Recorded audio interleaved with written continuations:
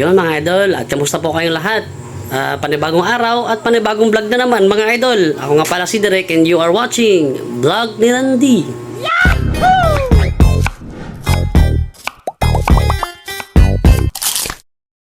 So yun mga idol, at ngayong araw po ay magluluto po tayo ng mabilisang lutong ulam mga idol. Siyempre may natira pa tayong scrap na baboy. So gagawin ko medyo na-miss din namin kasi yung maanghang na ulam. So alam ko naman na basic lang to mga idol, at alam ko basic lang decision to na gawin. So gusto ko lang i-share para may ulam tayo ngayong araw. So ito po yung ating lulutuin, at ito po yung kanyang mga sangkap mga idol. Ito po mga idol yung ating mga natira pang scrap baboy. Siyempre di mawawala yung ating sili, sitaw, siyempre di mawawala yan, at saka siyempre itong ating kukumama. Kaya po kukumama yung gamit natin sa ngayon dahil nga po mahal kasi dito yung preskang niyog, tapos magkukuskus pa. So sabi ko yung kukumama na lang muna yung gagamitin natin ngayon para mabilis ang luto lang. Siguro mga 30 to 40 minutes luto na to. So ano pa bang hinihintay natin mga idol, at magsimula na tayo. So yun mga idol, at meron na po tayo ditong pinainit na mantika. Siyempre mag-umpisa po tayo sa bawang mga idol. Okay, at sunod naman po yung sibuyas. Okay, at nandirito na yung ating baboy. Gisa na natin yan.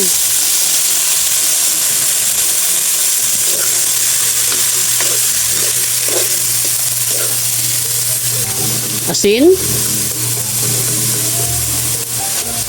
paminta.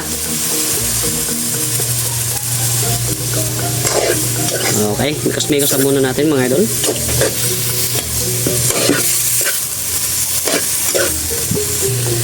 Okay, at hayaan lang po muna natin na magmantika yung ating baboy, at saka po natin babalikan. Okay mga idol, at babalikan na po natin. Titignan po natin kung nagmamantika na ba. Ayun.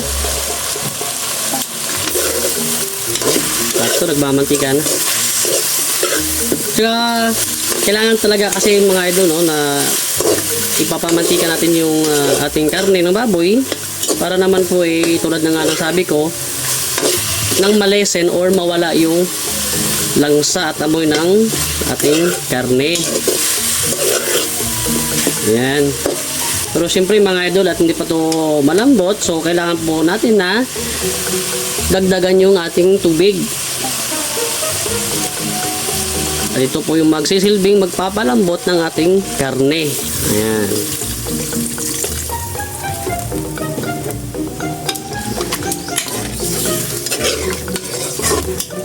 Okay mga idol, at ayan lang po muna natin na palambutin ang ating karne ng baboy. So babalikan po natin yan, at i-check natin kung malambot na ba ang ating karne ng baboy. Okay. So yun mga idol, at naririnig na natin sumisirit-sirit, panigurado nagmamantika na. Ayan. Pabos na yung mantika niya mga idol. Pabos na yung mantika. Pabos na yung katas niya mga idol. Nagmamantika na rin. Siyempre mga idol, at titingnan natin kung malambot na yung ating baboy. Titingnan natin. Yun malambot na. Ayan mga idol. Ayan. Malambot na. So habang may mantika siya mga idol, lagay na natin yung ating sitaw.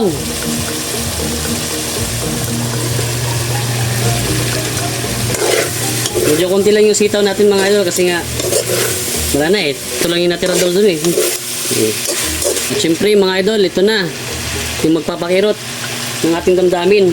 Charot. Sili.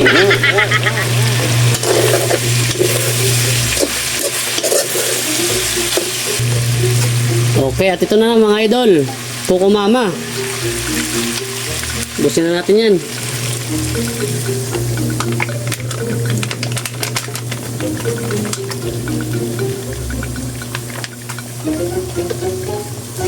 At syempre, para mas creamy, dublihin natin.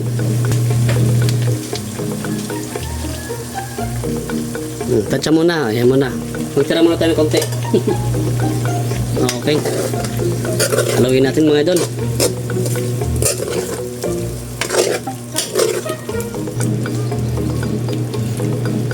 Wag lang muna nating takpan mga idol, baka mamuo yung gata. Okay, diyan lang yan. So yun mga idol, at matapos po ng 3 minuto ulit na pagpapakulo, titikman na natin kung okay na yung kanyang lasa. Okay.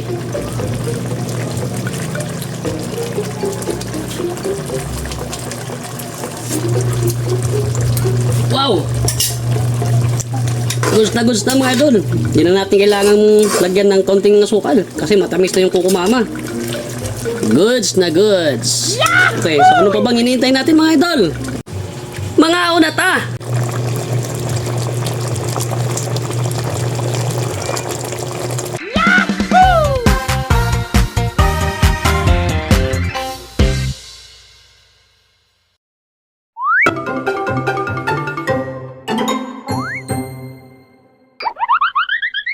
Mga unata! Ayun mga idol, at nandito na naman tayo sa ating bagong venue. Sorry. Dito lang naman tayo sa likod ng bahay. So ayun mga idol, at luto na ang ating creamy pork in sitaw, or parang kumbaga parang tawag dito semi Bicol Express ba, spicy, napaka-spicy niya. So yun, instead of natural na gatang niyog yung ating ginamit, so ginamit natin yung kukumama. Ayan, so masubukan niya idol kung ano masasabi ng ating mga kasama dito. So ano pa bang hinihintay natin? Hindi na. Kainan na. Kainan na. Pero siyempre, pray muna tayo. Pagdasal natin yung ating ihanda.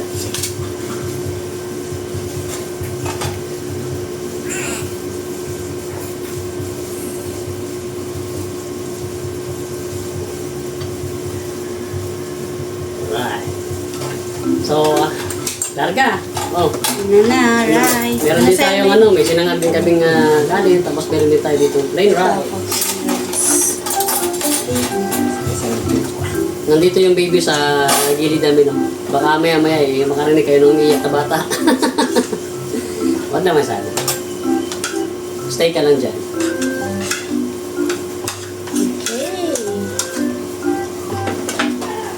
Wow. Finally, makakatikim din tayo ng mga anghang na ulam. Kasi nga yung mga tao dito, nako, may hina yung tolerance sa anghang, mga idol. Lalo na si Idol Floor, si Mama. Wala yan. Weak yan, weak.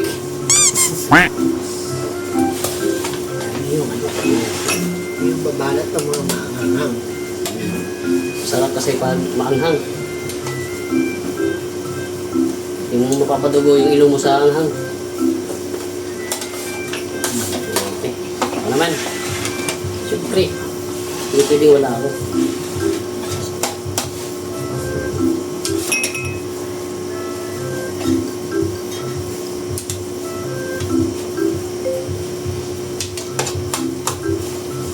Napaka-creamy niya mga idol. Tingnan nyo. Napaka-creamy niya. Saka paborito din namin ito ni Idol Randy, yung yung silyaba. So ayun. Tara. First bite tayo. Sige mga idol. Ayo. Wow naman! Wow! Wow! Ano? Gusto mo ba agad? Sipang-sipa? Finally, Ang pagpapawisan na naman ako. ang hangan din. Naman. Magpapawisan ka talaga, hindi abot sa'yo din yung hangin. Wow. Ang maganda kasi mga idol sa kukumama. Napaka-creamy niya pagdating sa ano. Pag ito yung gagawin nyo na napaka-creamy. Eh, lalo pa dalawang kukumama yung ano, yung ginamit natin dito. So, the best. I need water.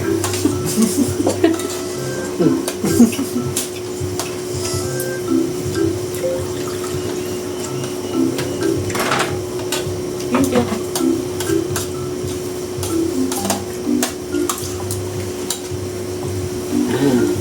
Lumusik pa yung ano, anghang. Manghang. Manghang na masarap.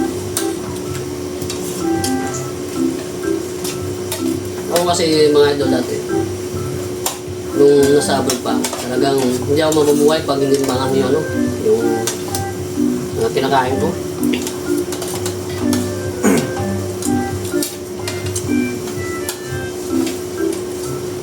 Kami naman, nasanay kami sa anghang kasi si Idol Randy. Simula maliit kami. Umpisa sa sausawan, kahit noodles, mahirang ano, sili. Ay, minsan si mama kumakain ng noodles na may sili. Ay, naku. Nagagalit talaga siya kay Papa, hindi siya makakain na maayos. Kasi maanghang. Di kasi maano yung tolerance sa anghang ni Idol Floor. Mababa lang. Okay mga idol, at sa kung nagustuhan nyo po yung aming ihanda ngayon for today's video, eh, baka po maaaring makahingi kami ng isang like lang galing sa inyo mga idol. Okay, ready go? Yahoo! Alright, thank you so much mga idol.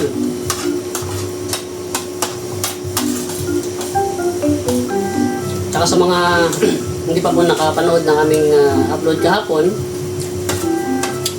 panoorin niyo po yung pamagat po yung ano, pork kimchi gisado.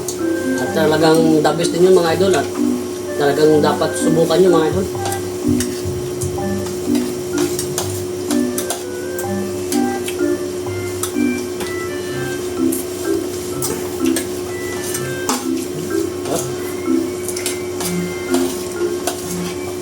Napaka-creamy.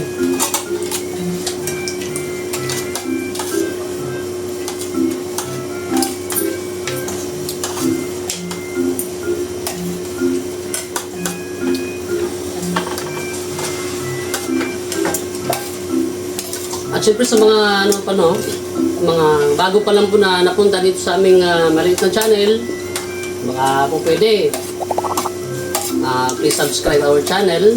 Mag-comment na rin po kayo kung taga saan po kayo at para malaman din po namin kung hanggang saan na ba umabot yung aming video.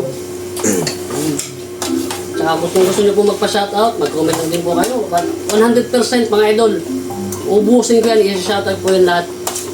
Garantisado.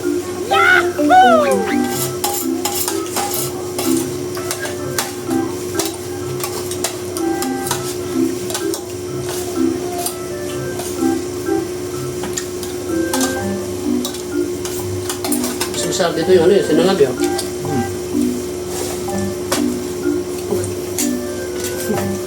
Hindi ko na kaya. Gusto ko pang kumain kasi hindi na kaya ng dila ko. Ito yung ulam na makakatipid ka talaga sa ano, sa ulam. Pero magagastusan ka sa ano, kanin.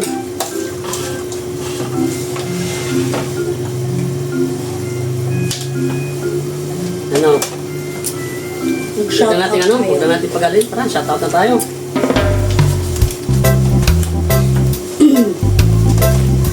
Shoutout po kay Joy Jones. Siyempre naman. Joy Jones. Palaging mangunguna yan. Ilocanong Hilaw. Grace Arces Monteverde. Yanyan 619. Ojing Espino. Inday and Endong. Siyempre hindi mawawala. Man. Myra Pantay. Pantay. Sorry. Catalino David. Alan Aquino. And lastly po si Goji Esquera. Iskira. Shoutout po sa inyong lahat. Shoutout din po kay Chris Ann Borabien, Leo It, Michael Angelo Katindig, Fredicel Beltran, Rosemary Yekla, Bern Buentipo, Zoilo Subiaga, Lourdes Agudo, Ariel Bacunawa, Daisy Vlog, Nelson Perez, Aldren Acebo, Gemma Javier, Yolanda Ladao, Rachel Cuesta, Johnny Forben, Ana Pailaga, Ken Shiro, Flordeliza Cabading, Lorely Padilla, Shabina Pascua, Lopi at Grace May Sisbreno. Siyempre din po mga no? Shoutout din po sa lahat ng mga solid supporters po namin yan, saka mga solid na silent viewers po ng vlog ni Randy. Very much appreciated po yung suporta at pagtatagil nyo po sa aming maliit na channel. Kaya may isa-shoutout ka ba kayo? Yan na. Ito na po. Yung mga ano mo na, yung pamilya mo doon sa Boracay, ganun. Kaibigan mo, baka napapanood ka nila. Sabagay, mga tropa. Mga ka-idol natin dyan sa Boracay. Shoutout sa inyo. Hindi ko na kayo babanggitin. Marami kayo eh. Tsaka shoutout din pala, no sir? Hindi ko na hindi ko na nakuha yung pangalan mo kasi nung time na napaboracay ako nung May 30. May nag-assist sa akin doon sa may mismo sa may GT Port na dito sir vlog ni Randy. Nagulat ako sa kanya, kilala niya pala ako. So shoutout sa iyo sir kung sino ka man at kung napapanood mo naman yung yung video namin ngayon, shoutout po sa iyo. Ano siya, yung long hair din po siya. Nagtatrabaho po mismo sa may GT Port. Terminal Katiklan. Shoutout sa iyo sir. Shoutout po sa inyo dyan, sa lahat po ng solid supporters ng vlog ni Randy. Thank you pa rin po at hanggang ngayon ay kasama pa rin po namin kayo. Thank you very much. Sige. Ramadan. Yes.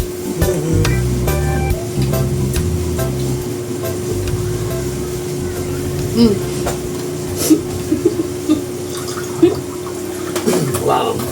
Magdadagdag pa ako mga ano. So, hanggang sa muli mga idol at dito lang yan sa vlog ni Randy. Everybody happy! Naman.